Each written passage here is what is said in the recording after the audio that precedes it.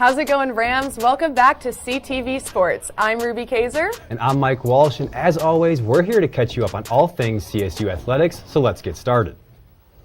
It was clutch city in Boise for Rams softball. At least it was on Friday. Did it continue to the rest of the weekend? We shall see. CSU point guard Isaiah Stevens declares for the NBA draft. What does it mean? Actually more complicated than you might think. You'll learn soon enough. And lastly, both tournaments in college hoops are down to just 4 teams. Who will be crowned the champions? We'll debate our picks in Hot or Not. All of that and more on CTV Sports, which starts right now.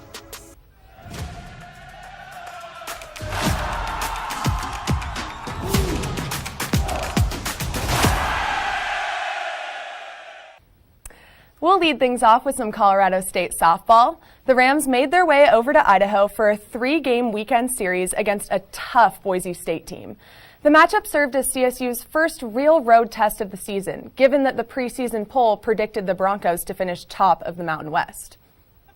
And in the first game on Friday, it was an absolute field day, with both Boise and CSU hot in the batter's box.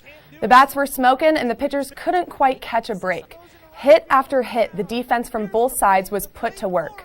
Entering the 7th inning, the Broncos led with a single-run advantage.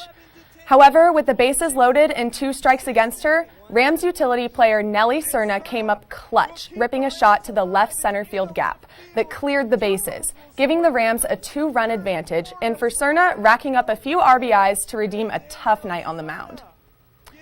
The Rams would bring another runner across home plate to capture a 13-11 victory in the series opener. They hope to build off this momentum in their next matchup against Boise State, but let's just say the Broncos had other plans. The CSU pitching woes continued on Saturday as all 3 Rams pitchers struggled to slow down the aggressive Bronco offense. The bats for Colorado State just couldn't keep up. They say it's hard to beat a good team twice in a row for a reason, and the Broncos are a very good team. They took down the Rams in a 13-2 beatdown. Yikes.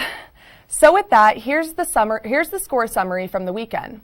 Unfortunately, Sunday's tiebreaker game was canceled due to weather conditions, so we ended in a 1-1 split.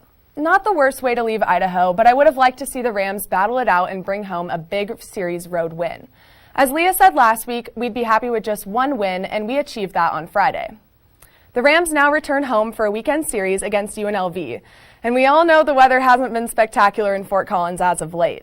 Will we be safe? Adam Carlson will let you know during the Thursday night news broadcast. But in any case, Mike, what do you have on women's tennis? Well, Ruby, despite the Rams coming into the weekend on fire, they actually dropped both of their matches. First against Fresno State and then 24 hours later against Wyoming. And these matches weren't particularly close, so let's head straight into the stats to see what happened. Facing the reigning Mountain West champions is never an easy task, and this was again proven on Friday. The Rams entered the afternoon riding 4 straight wins, and it felt like it could be 5. However, top performers like Radka Bushkova and Sharka Rikhterova just couldn't get it done against the Bulldogs, seeing the first doubles unit go unfinished while the other 2 surrendered losses. But it wasn't just poor outings in the doubles category, as Bushkova, Rikhterova, and Sarah Weekly took losses in the singles. And now all of them dropped their singles matches by some pretty decent margins, and the weekend of pain for the women wasn't over, as the very next day the Rams matched up with the Wyoming Cowgirls. And much to Ram fans' displeasure, this one seemed like deja vu. CSU dropped the match 4-1 and witnessed some similar results in the box score. It did feature a big win from one of the Rams' best duos in Rikhterova and Zaginskaya, as the pair defeated Wyoming's number 3 doubles team with ease. But as I alluded to earlier, there were not many other things to cheer for. Bushkova dropped another doubles match, this time with partner Luana Avelar, and they weren't alone in the loss column, as the number 2 doubles team in all but one singles match went in Wyoming's favor. Zaginskaya was the Rams' only bright spot in the singles, and she made sure it wasn't close by taking the first 2 rounds easily and allowing only 3 points on defense. And yeah, you see the other singles loss here. Zara Lennon was just overwhelmed in her match, contributing again to that 1-4 deficit overall. And despite the unfortunate weekend, Coach Miley Tran says she knows her group is much better than what they showed, and all Ram fans know that to be true. They'll have 2 chances for redemption, though, hosting San Jose State and Nevada this weekend.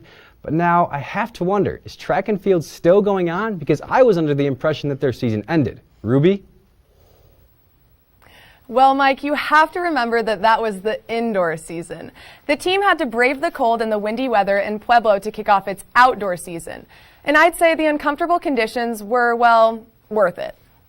The Rams had 10 first-place finishers and an overall impressive showing for the first meet outdoors this season. We see the field events here where Maya Lesnar took first in the women's hammer throw and the women's shot put, while Jackson Morris was the lone representative on the men's side with an impressive mark in the javelin. On the track, the women dominated again as 5 different Rams found the podium. Tay Raymond in the long jump and Jordan Lanning in the high jump. Meanwhile, Jazara Davis and Yolanda Johnson crushed the hurdles events and came out on top. Then, Grace Goldsworthy shocked the 200-meter, taking home first place in an event that isn't normally her specialty. Next up, CSU will prepare for one of its 2 home meets this season, the Jax Christian Invitational, which begins Friday afternoon at 2. And Mike, let's stay outside. Is football already starting up? Thanks, Ruby, and I'm just glad that we have more sports to cover with track resuming. Anyways, yes, CSU football has begun its spring training, and we got some pretty optimistic words from people all around the team, including head coach Jay Norvell. Here's what he had to say about the club heading into next season.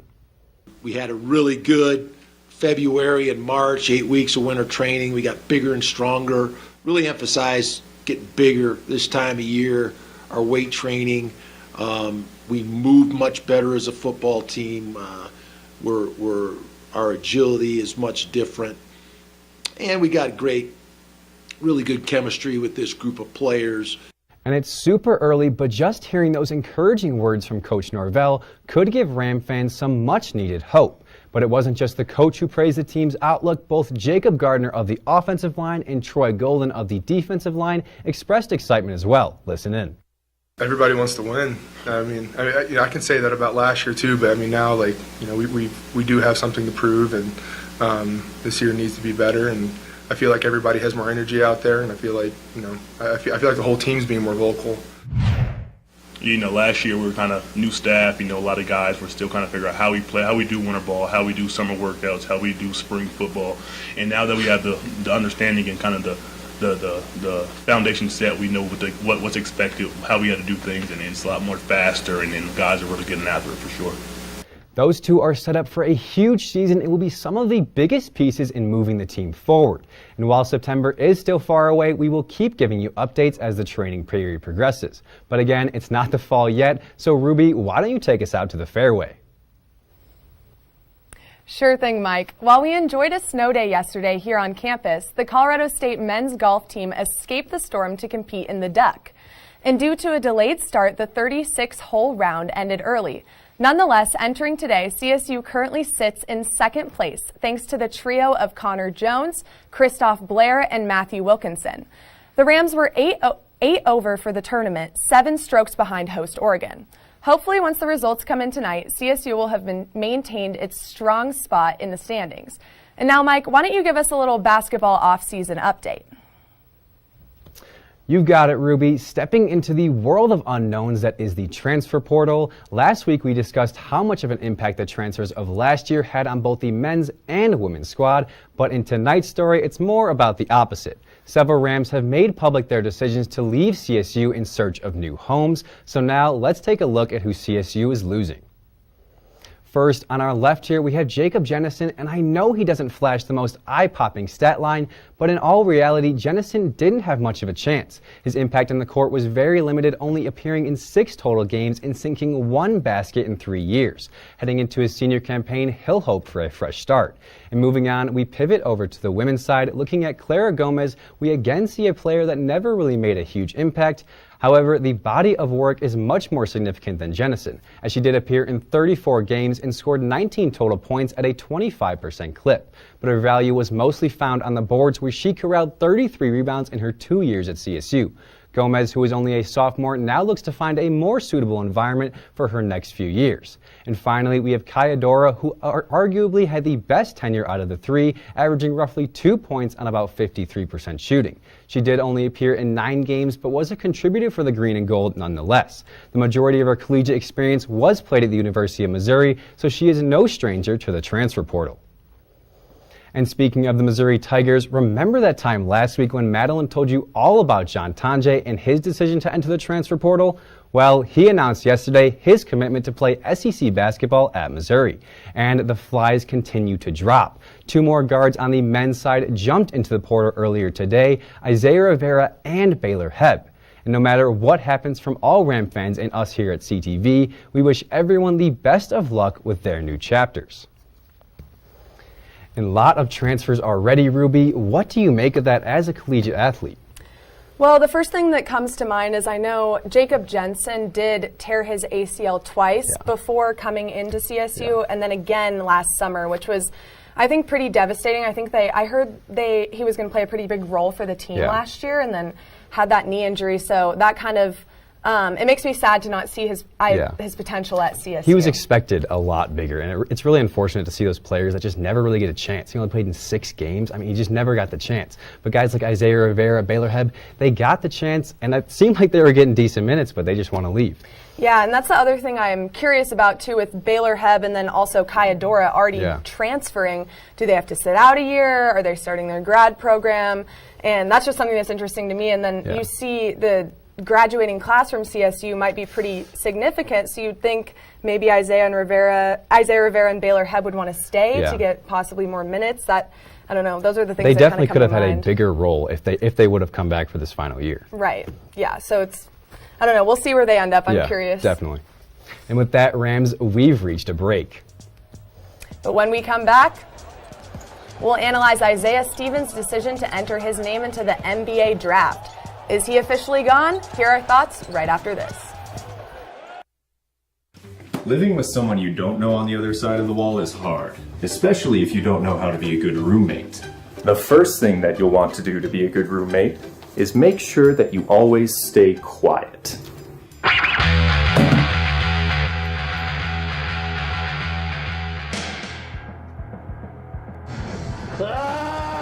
Be considerate of others when using common spaces and appliances. Hey buddy, what you doing? I'm just gonna need like 40 minutes. Be respectful of your roommate's privacy. Ugh, my bad. Finally, make sure that you clean up after yourself. Oh, fresh toothbrush.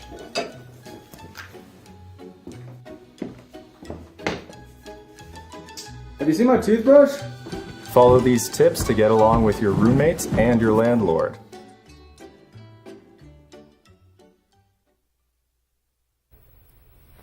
Back from the break, Rams. And now I know we've covered this guy pretty much every week since the season started, but in all honesty, he's worthy of all the coverage. Isaiah Stevens has etched his name into CSU history as one of the best players to ever step foot onto the Moby floor. Now, though, his career at CSU is seemingly come to an end. Late last week, Stevens posted a heartfelt message to his Instagram commenting on his love for CSU, but also his commitment to the NBA draft. And while it's sad to see such an awesome player go, we'll have to root for his successes. Stevens would make a great addition to any organization in the NBA. As a natural-born leader, he knows how to get guys involved and keep the energy up when the team is in a slump.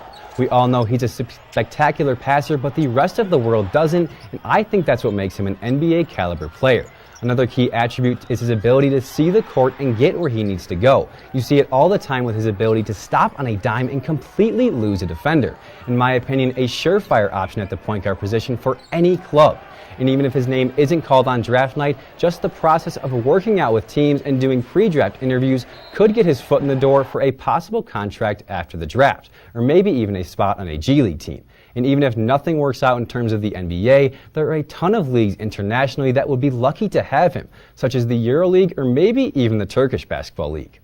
But we don't know much yet. All we know is that Stevens plans on testing professional ball. However, in that same message he posted, Stevens did say that he will maintain his eligibility for CSU, which, if he isn't drafted, could be huge for the Rams and allow us to have another year of watching this generational talent. And now, Ruby, as a collegiate athlete yourself, I'm anxious to hear your thoughts on Stevens' situation and what he might do next. Yeah, I think this was a big question mark, so I think we were all kind of waiting for that announcement. But I think it's a good idea to kind of dip his toes in and, like you said, get that experience with the NBA. And we traveled overseas to Turkey this year and got to see some crazy Turkey volleyball. So if he's in Turkey, that would be pretty impressive too. But I mean, he's a great player. It's really sad to see him go. But if he can get to that next level like David Roddy did, I mean, that's awesome for CSU, getting to see one of our players in the NBA making an impact. Yeah, exactly. And I think after seeing all these players enter the transfer portal, that might be even more reason for him to It almost hurts more, though. With him going to the draft, all these transfers leaving, it hurts a lot for CSU fans. Yes, it does. Big loss for sure. Yeah. Well, regardless, if Stevens stays, maybe he'll lead CSU back to the postseason next year. Just maybe. But on that note, our very own Payton Hagans set out to ask students about this year's chaotic tournament. Payton?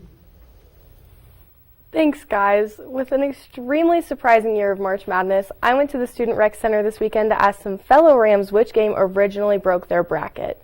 Though I'm pretty sure everyone's are a disaster by now. What's up, Rams? I'm Payton Hagans. With March Madness in full swing, we're at the Rec Center to ask students which game broke their brackets. Our question for you today is, which game broke your bracket? Round of 32, Arkansas versus Kansas. So a big game that broke my bracket was Princeton versus Arizona, 15th seed versus 2nd. Thought I had it locked, but turns out I was wrong. Our question for you today is, which game broke your bracket? Being from Indiana, it would have to be Purdue. They let me down every March, so I probably should have guessed it this time, but it's okay. Our question for you today is, which game broke your bracket? Probably the Marquette game. Kansas losing to Arkansas messed up my bracket. Duke. I don't know. I always pick Duke every year, but they never win, so.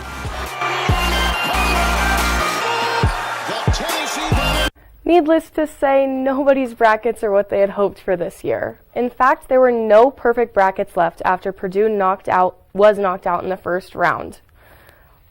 Which game broke your guys' bracket this year? I'm going to have to agree with that one. Purdue was definitely the team that broke my bracket. I mean, we talked about it last week, but Purdue just really destroyed my bracket. But also, Arizona was another big one. Yeah, that's what I was going to say. Princeton's upset over Arizona. Yeah. I thought it was so funny to see Joe Biden release his bracket after Arizona had already lost. I think that was pretty funny, but I think we're all kind of looking like that, like, ooh, that was a tough one for us. I feel like a lot of the teams that people chose, they were out early, so it didn't really matter. Definitely. Yeah, exactly. Purdue was a big one for me, too. Yeah. I think no one probably picked Fairleigh Dickinson. I mean, it's a 16 seed. It's only happened Right? one other time. Awesome. Why would you pick that, you know?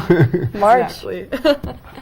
And well, the best time of the sports calendar is not over yet. That's right, Ruby. And in our final segment of the night, the three of us will make our case for the champions of each league. Can FAU complete its Cinderella story? Will South Carolina go undefeated? That's coming up on CTV Sports.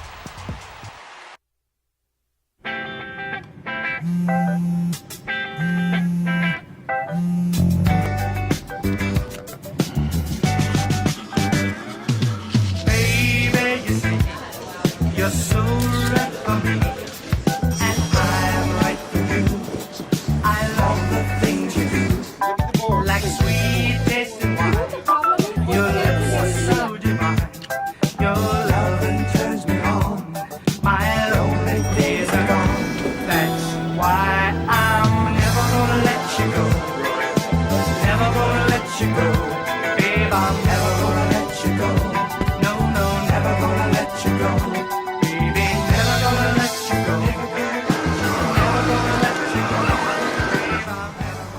Here you go. Thank you. Thank you.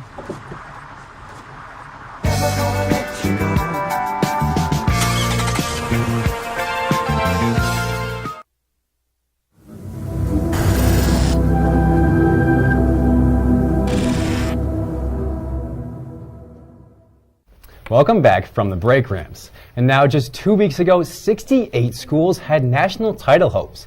Fast forward to this week, and that number has dwindled down to 4. And especially for the men, a unique group of teams to say the least. Well, it will be silly of us to not pick the games this weekend. We have each Final Four matchup plus the championship to choose from, so let's get right into it. The women play first on Friday, so we'll begin there. 1-seeded Virginia Tech meets 3rd-seeded LSU to tip off the festivities in Dallas. And this one, honestly, it's a tough one, but I'm going LSU here solely because of Angel Reese. What do you think, Payton? I went with LSU for this one, too. Yeah, I had to go with LSU. Can we talk about Angel Reese's post-game interviews, first of all? That girl has a chip on her shoulder. She is out for blood, man. I'd be scared to go against her. She has the intensity, but she also has the stats to match it up. I mean, she's averaging 23 points and almost 16 rebounds a game, also 2 blocks. I mean, she's really doing it all. 32 double-doubles, Mike. That's an SEC record. This girl is for real. I'm serious.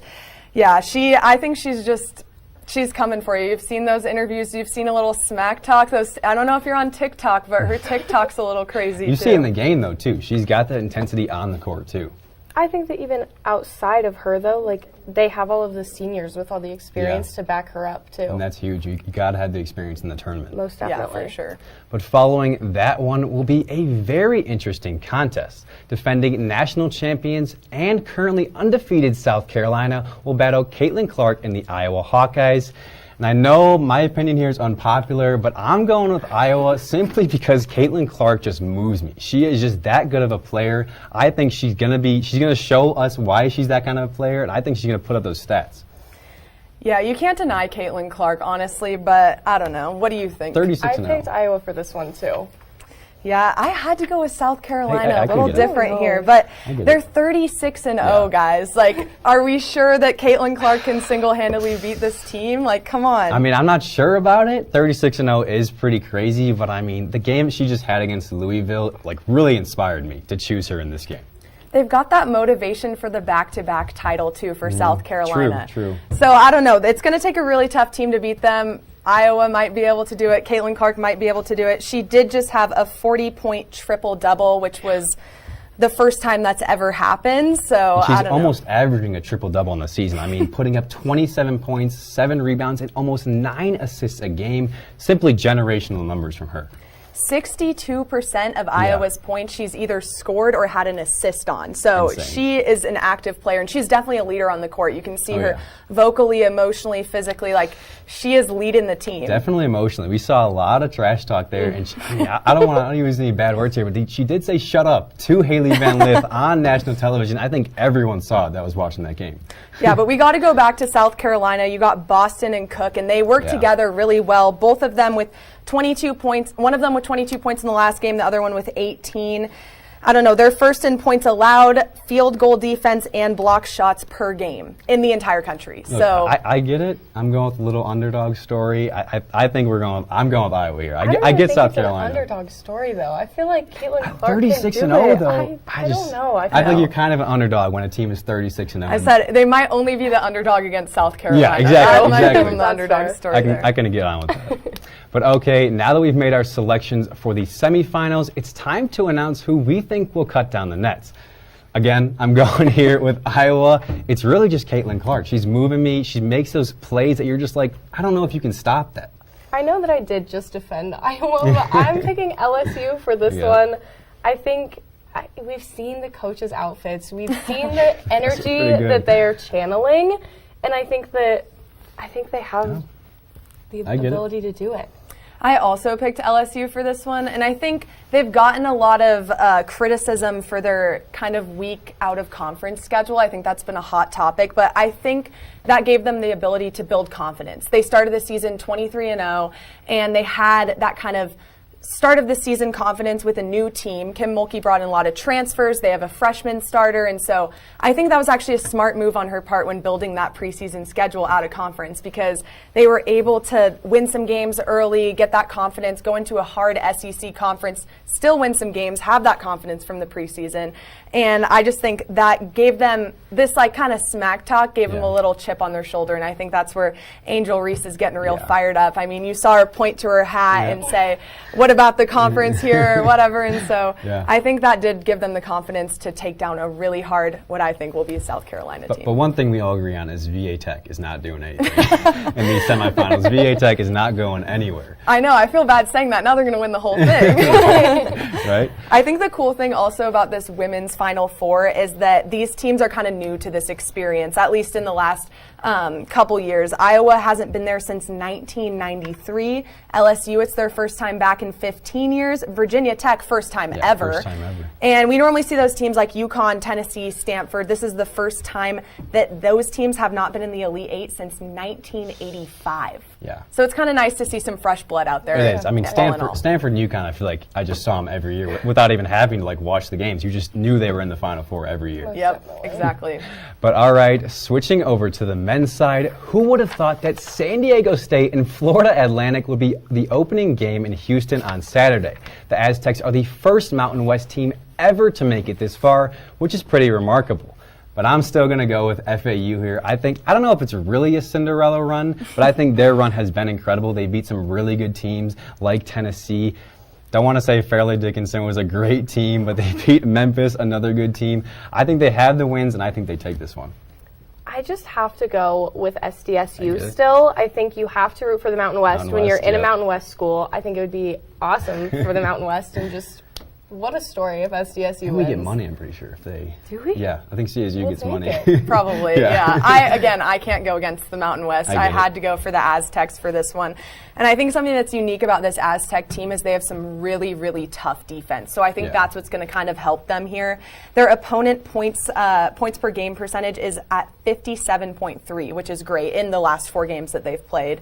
And so I think if you guys watched that last game, it kind of ended in a controversial call with the refs getting involved at the end there. But they did pull it out by 1 to win, and I think they might have a little bit of a reason to maybe show that they could win a game assertively this time. I think their defense is easily their biggest attribute. I mean, they make the shots. You see Butler making the shots. You see Trammell making the shots. But I think their every game they play is almost low scoring. Like you look at the score and you're like, that's a low scoring game because they play such good defense.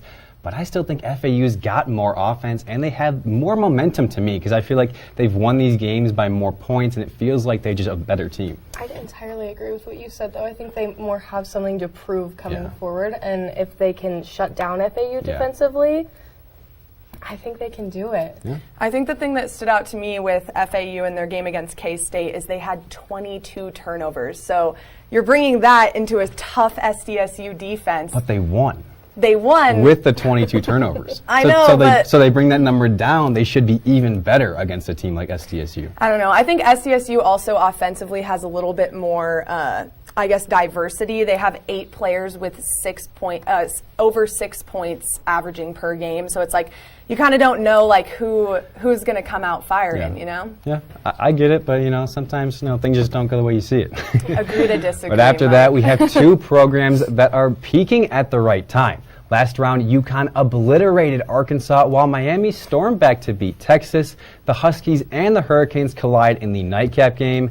This one's honestly, it's not that hard for me. UConn has won all their games by a pretty decent margin, and they look like the better team the whole game. So for me, it's pretty easily UConn. I'm going with Miami. They had a good game. They had a great game. I might just be daring to be different with this one. I gotta go with Miami. Yeah, Miami's had a great season so far, but I did have to go with UConn. I mean, I watched that Gonzaga game, absolutely crushed them there. I think we thought that was going to be a little bit closer with Drew Timme on Gonzaga. Those fouls. Fouls really hurt him. Had to go with UConn. But UConn's got guys like Hawkins. I mean, just scoring 20 points in the last 2 games. I think they're a really good team. Yeah. But finally, let's get into our title hopefuls. Again, I'm going with UConn here. Really not much more to say. I think they've proven that they're the best team each and every game by beating teams by a lot of points and just putting up good numbers overall. I'm going with Miami again. I think that Jordan Miller is starting to really come into his own, and they have the ACC Player of the Year, Isaiah Wong, to back him up.